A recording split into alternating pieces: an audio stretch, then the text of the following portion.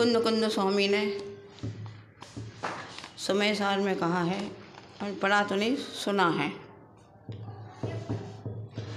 दूसरे नंबर की गाथा है, उसमें लिखा हुआ है, शुद्ध परिचिदानुभूता सर्वस्व भी काम भोग बंद कहा, ये तस् विलंबो नवरी नसुल हो विहतस्य।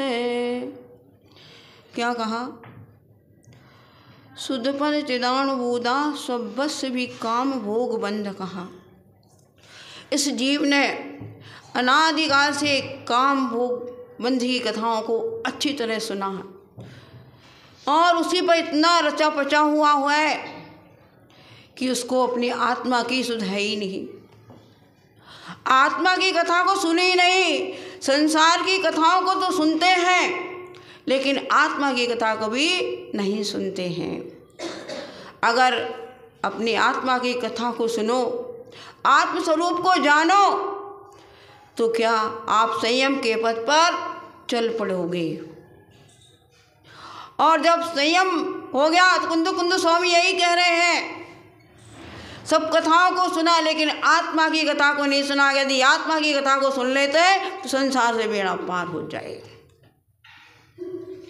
इसलिए संसार की कथा अनादिकाल से हम करते गए हैं, काम की, बंद की, भोग की कथाएं, इसमें जीवों का मन बहुत लगता है लगता नहीं। मंदिर में आते हैं तो भी नहीं छूटता, कहीं भी जाए ये कथाएं चालू रहती है। नहीं कहते आज हमने स्वाध्याय में क्या पढ़ा, क्या सुना, माता जी ने क्या कहा, उसका चिंतन करते क्या, उसकी कथा करते क्या, नहीं करते हैं। तो संसार में आप घूम रहे हो और संसार में ही घूमते रहोगे जब तक आत्मा के स्वरूप को नहीं जानोगे आप। क्यों? त्रिस पर्याय का काल कितना है? 2000 सागर का है। यदि आप इतने में आपको मुक्ति नहीं मिली तो आपको फिर से कहाँ? निगोद में जाना पड़ेगा। और वहाँ क्या? एक श्वास में 8-10 बार जन्मो मरियो भरो दुख बार। कष्ट को सहन करते रहना आप वहाँ जा कर के। रात्रि भोजन नहीं छूटता है। 80 साल के हो जाते हैं तो भी रात्रि को भोजन करते हैं, आलू प्याज खाते हैं। कुछ तो सीखो।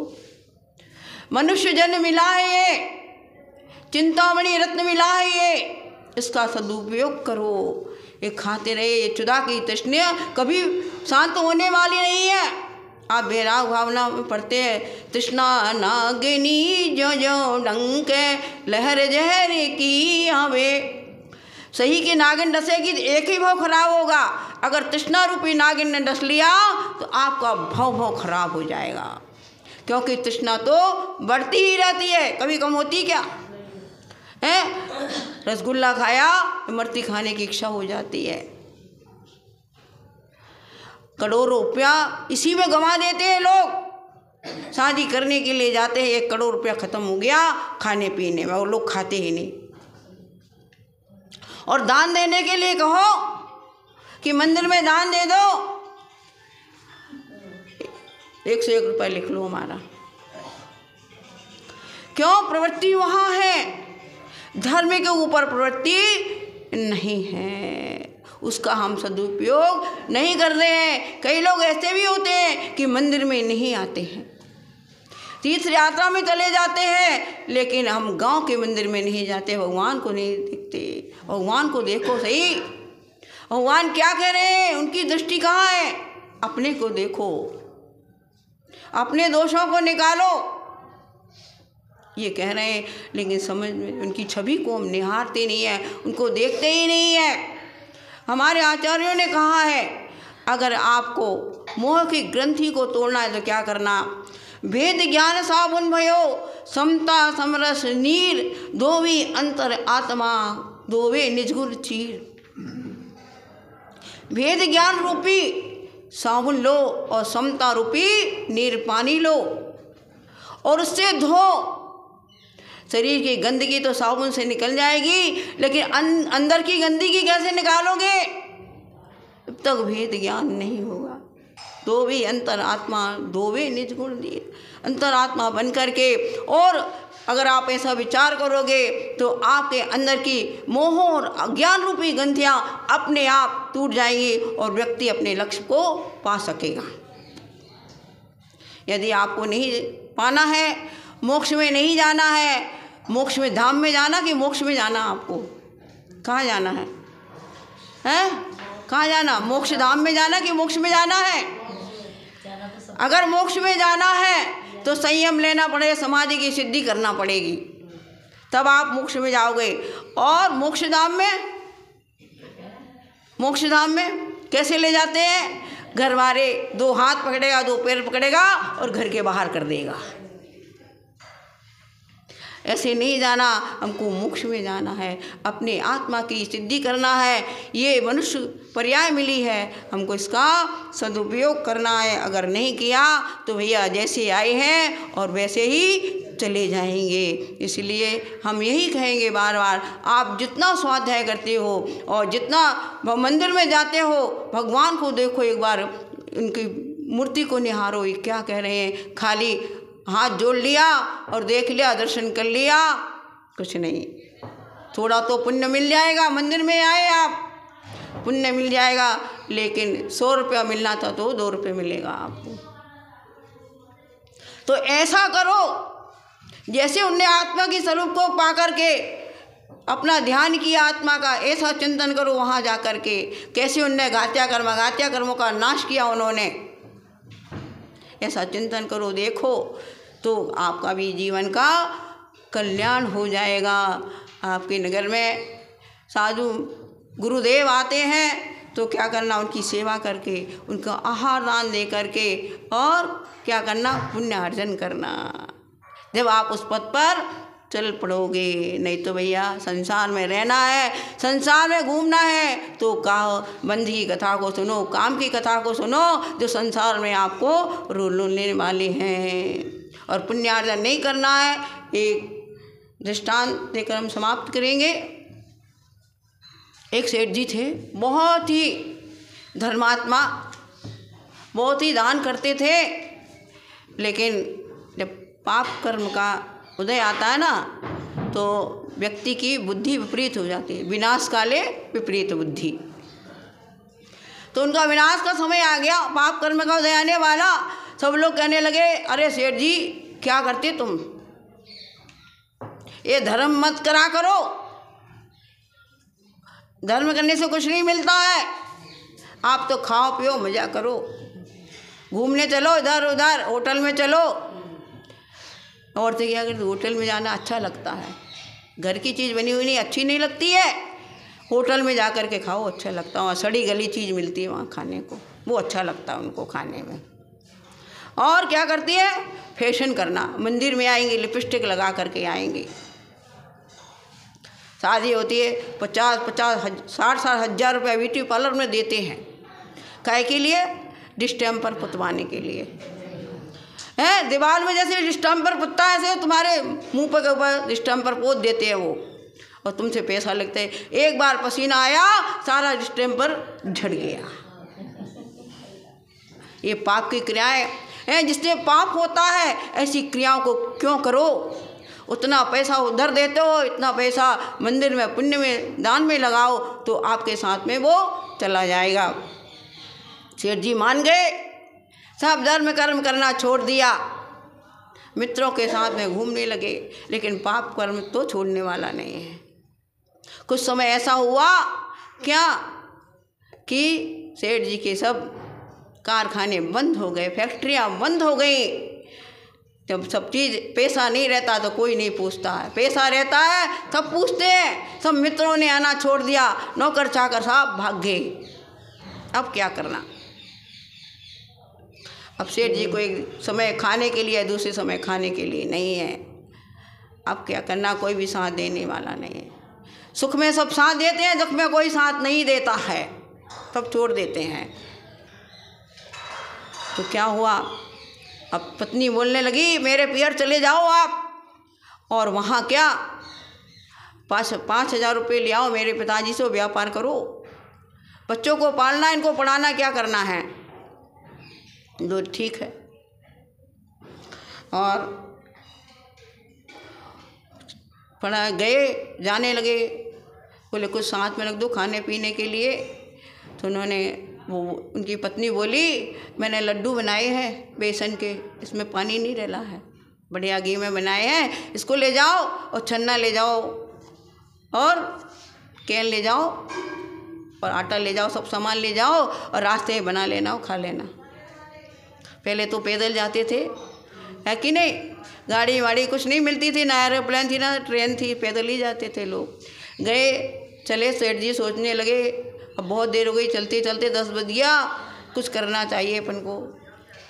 नहाया धोया, जंगल से लकड़ी लाए, कुआं मिला, पानी छाना और पानी गर्म किया और सोचने लगे अब कोई हमारे यहाँ अच्छा कोई आ जाए, त्यागी व्रती मुनि महाराज आ जाए। अब बुद्धि अच्छी हुई। आदमी जब तक ठोकर नहीं खाता उसको अक्ल नहीं आती है। तो क्या हुआ, सब सामान, अब सोचे रोटी बनाएंगे तो देर लगेगी, तो बाफले बना लिया, उसमें सब दाल वाल सब भर ली और लड्डू सब रख लिया। अब सोचने लगे कोई आ जाए, कुछ थोड़ा पुण्य का उदय आया। तो 2 चारण रिद्धि मुनि महाराज आ गए, हे स्वामी नमोस्तु नमोस्तु, अत्र अत्र वो पड़गा लिया और आहार दान दे दिया। अब सोचने लगे कि ससुराल में तो खाना मिल जाएगा, ये रख ले, बाद में खा लेंगे अपन चल के। और चले, रास्ते में क्या देखते हैं एक कुतिया ने बच्चों को जन्म दिया है, अगर इसको खाने को नहीं मिलेगा तो ये बच्चों को खा जाएगी। देव दया दत्ती, उनको दे दिया, खिला दिया, बोले मेरे को तो खाना मिल जाएगा। वहाँ जले पहुँचे तो उनकी हालत को देखकर कोई भी ससुराल वाले पूछने वाले नहीं कि आ गए कि नहीं आएगी। कोई किसी ने कहा नहीं खा लो कि बैठ जाओ, क्या करना, कोई बात नहीं। अब पाप का उदय आया लेकिन स्वाभिमान नहीं गया अपना, बैठ गए बाहर। ये ने कहा अंदर बैठ जाओ, अंदर भी नहीं बैठे, बाहर भगवान की भक्ति की, पूजा की। क्यों आए आप, किस लिए आए यहाँ? ससुर जी ने प्रश्न किया, मेरे को व्यापार में घाटा लगे, पैसा लेने के लिए आया हूँ। अरे जाओ यहाँ से। 2 दिन हो गया, फिर सासू जी ने कहा सेठ जी को कि जमाई जी आए, कहाँ है, उनको खाने के लिए बुलाओ। कहा बाहर बैठे हैं। तो उन्होंने कहा नहीं, खाना खा लो। बोले मेरे पेट में दर्द है, मैं नहीं खाऊंगा। सेठ जी बहुत उदास हो गए, क्या करना क्या नहीं करना, सारे घर के लोग उनके विपक्ष में। अब ज्योतिषी से पूछा कि भाई मेरे जमाई जी आए, 5,000 रुपये मांगते हैं, वो उनको दे दें क्या, वो वापस करेंगे कि नहीं? कहा दे दो, उन्होंने जो पुण्य किया है रास्ते में वो पुण्य ले लो और पैसा दे दो। उनसे कहा जमाई जी साहब आपने जो रास्ते में पुण्य किया वो पुण्य दे दो और 5,000 रुपये ले लो। उन्होंने सोचा अब मेरा भाग्य पलट गया, मेरा पुण्य का उदय आने वाला, मैं तो ऐसे ही कमा लूँगा। और अपने घर के लोग चले गए। चल रवने रास्ते में चलते हैं, थक गए और एक पेड़ मिला आंवले का, उसके नीचे सो गए और थकान दूर हुई, उठ गए। तो उसके बाद में सोचे कि बच्चे पूछेंगे मामा के यहाँ से क्या लाए, तो आंवला पड़ा है, उसको उठा करके और रख ले, हम अपनी पोटली में रख लिया और नमोकार मंत्र का जाप किया, अपने घर चले गए।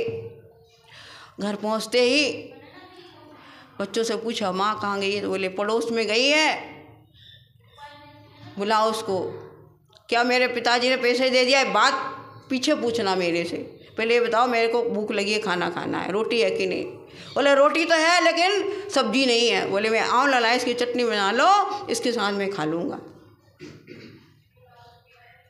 और ठीक है, उन्होंने जैसे पोटली खोली सारा घर जगमगा गया, वे सब आंवले हीरे मोती बन गए ही। देखिए उन्होंने पुण्य का काम किया, आहार दान दिया। माता जी ने कल बताया था कि एक दिन भी आप आहार दान देते हो वो सप्त धातु रूप परिणमन करता है। जब तक वो रक्त अंश हमारे अंदर में रहेगा तब तक आपको पुण्य का अर्जन होता रहेगा। लेकिन हम लोग ये नहीं समझते हैं, दान नहीं देते, ना आहार दान देते, ना ज्ञान दान, ना औषध दान, ना वै दान। बस खाओ और घूमते रहो और संसार में घूमना है, ऐसे काम वो की कथा करते रहो, अपने आत्मा के स्वरूप का चिंतन मत करो तो संसार में ही घूमना पड़ जाएगा। जब बोलो महावीर भगवान की जय।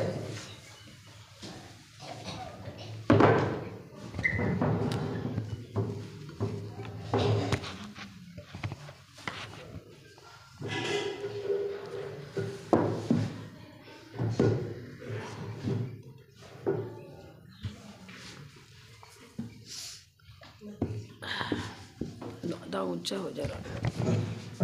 बोले परम पूज्य गणियारिका 105 विजयवती माता जी की, गणियारिका 105 विमल प्रभा माता जी की, समस्त आरिका संघ की, अपने आप सभी की ओर से विमल प्रभा माता जी से सभी ने निवेदन करता हूँ अपनी अमृतमय वाणी संतों का मार्गदर्शन करें। विमल प्रभा माता जी।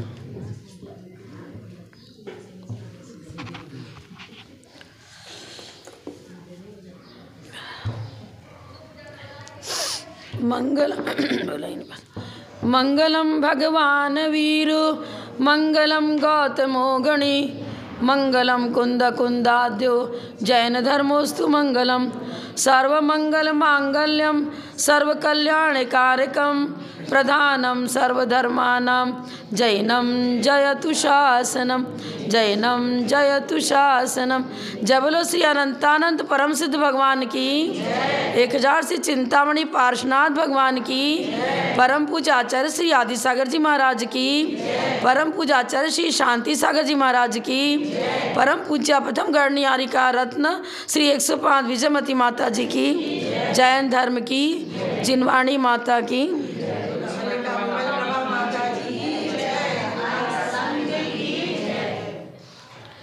श्री आदि सूर्य कुल दीपिका गणनी प्रथम महान महावीर कीर्ति गुरुदेव की प्रतिमूर्ति समय आप निष्कलंक हर गुण अमल निरतिचार व्रतपाल धर्म ध्वजा गणनी प्रथम नमो तुम्हें हर श्वास नमो तुम्हें हर श्वास।